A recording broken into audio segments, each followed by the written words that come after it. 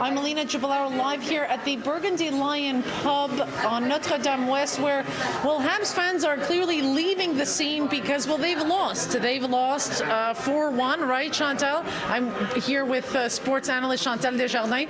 We're kind of both, sad about this. I mean, it's hard not to buy into the energy of the bar. After watching for a year and a half on my couch, like just doing nothing and living in my pajamas, now that I'm actually out and seeing people, it's a bit sad, you know?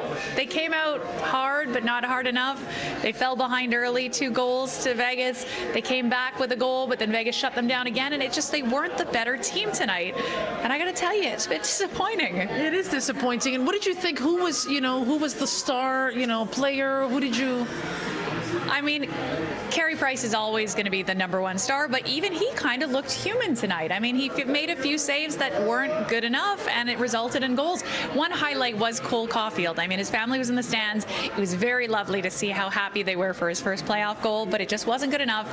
The Vegas team came out on top, and as a result, they're going into Game 2 with a 1-0 deficit, 1-0 win over top of the Canadians. And they're going to play Wednesday night.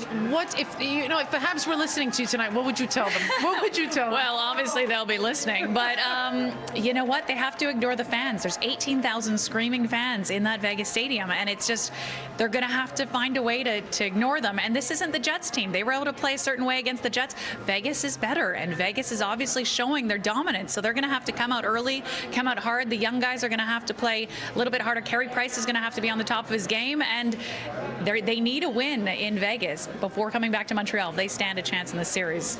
Thank you, Chantal. Thank you.